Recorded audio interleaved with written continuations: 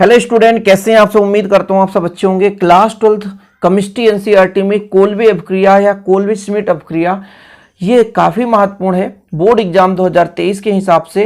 देखिए, यदि क्वेश्चन पूछा जाता है कोल्बे अपक्रिया तो भी यही रिएक्शन है, या कोल्बे श्मिट अपक्रिया तो भी यही रिएक्शन है।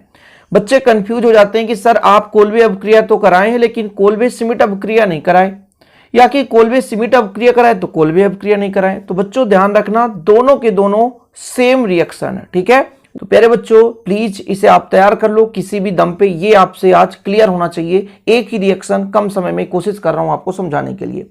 जब सोडियम फिनॉक्साइड को कार्बन डाइऑक्साइड के साथ एक बंद नली में उच्च दाब पर और 400 केल्विन अर्थात 125 से 30 डिग्री सेल्सियस ताप पर गर्म किया जाता है, तब सोडियम सैलिसिलेट बनता है। क्या बनता है? Sodium salicylate. देखो जरा, यहां पर मैं सोडियम फिनॉक्साइड बनाऊं तो कैसे होता है सोडियम फिनॉक्साइड। ये लो, ये बेंजीन रिंग है, ऑक्सीजन और Na, सोडियम फेनिल से फिना बना, ऑक्सीजन से ऑक्साइड, तो सोडियम फिनॉक्साइड। इसको आपको कार्बन डाइऑक्साइड के साथ गर्म करना है लगभग 125 डिग्री सेल्सियस ताप पर। जब आप गर्म करोगे बच्चों तो क्या मिलेगा, देखिएगा थोड़ा सा, यहां से आपका CO2 जो है वो कार्बन के रिंग पर अटैक करेगा, ठीक है। जैसे यहां से H तो निकलेगा, सिंपल है, थोड़ा समझने की कोशिश करना। तो यहां पे कार्बन है, 2 ऑक्सीजन है और इस सोडियम को लेता है तो ये बनाता है सोडियम सैलिसिलेट। क्या बनाता है? सोडियम सैलिसिलेट, ठीक है। यहां तक याद रखो, सोडियम सैलिसिलेट। और फिर ये अम्लीय माध्यम में, लगभग अम्लीय माध्यम में ये बनाता है सैलिसिलिक अम्ल। क्या बनाता है? सैलिसिलिक अम्ल। सैलिसिलिक अम्ल क्या है तो देखिएगा, यहां पे सेम हमारा बेंजीन रिंग है और सैलिसिलिक अम्ल का फार्मूला सबको पता है, OH है तो OH रहने दो, यहां से Na हटता है और यहां पर आपका H जुड़ जाता है। थोड़ा सा एक बार फिर से समझे कि जब सोडियम फिनॉक्साइड को कार्बन डाइऑक्साइड के साथ एक बंद नली में उच्च दाब और 400 केल्विन अर्थात 125 डिग्री सेल्सियस ताप पर गर्म किया जाता है तो सोडियम सैलिसिलेट बनता है। क्या बनता है? सोडियम सैलिसिलेट बनता है। लेकिन प्यारे बच्चों, अम्लीय माध्यम में ये जो हमारा उत्पाद है सैलिसिलिक अम्ल कहलाता है, ठीक है, मुख्य रूप से। अच्छा, यदि तापमान और बढ़ा दें उच्च ताप पर, तो यहां पर लिखेंगे उच्च ताप पर,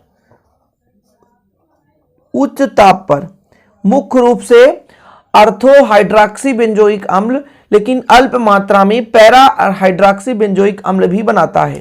तो कुछ नहीं, सेम रिएक्शन है। थोड़ा सा देखेंगे आप लोग, ये हमारे पास बेंजीन रिंग है, ONA जोड़ दो तो सोडियम फिनॉक्साइड है, कार्बन डाइऑक्साइड के साथ गर्म कराओ तो मेरे बच्चों 300 डिग्री सेल्सियस तापमान उच्च ताप पर, तो ये सेम पोजीशन पर ना होकर ये OH यहाँ पर, COO यानी पैरा पोजीशन पर, फिर अगले स्टेप में अम्लीय माध्यम में H पॉजिटिव का मतलब अम्लीय माध्यम में OH और COOH बना देता है।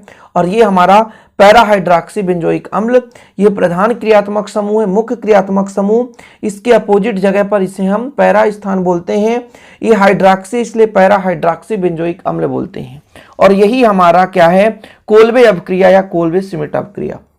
या आप ऐसे भी लिख सकते हैं, लास्ट बार बताता हूं, कि जब सोडियम फिनॉक्साइड को कार्बन डाइऑक्साइड के साथ एक बंद नली में उच्च ताप एवं उच्च दाब पर, पहले तो नॉर्मल टेम्परेचर है 400 केल्विन ताप पर गर्म किया जाता है, सोडियम सैलिसिलेट बनता है तथा अंतिम उत्पाद सैलिसिलिक अम्ल प्राप्त होता है।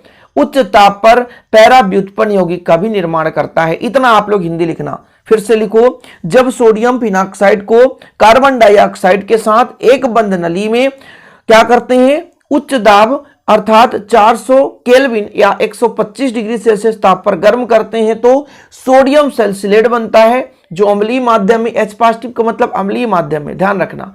या कि प्यारे बच्चों अंतिम उत्पाद सैलिसिलिक अम्ल बनता है, लेकिन उच्च ताप पर कुछ पैरा व्युत्पन्न यौगिक भी प्राप्त होता है। और यही रिएक्शन है बच्चों, और इस प्रकार से कोल्बे अपक्रिया आपका कंप्लीट।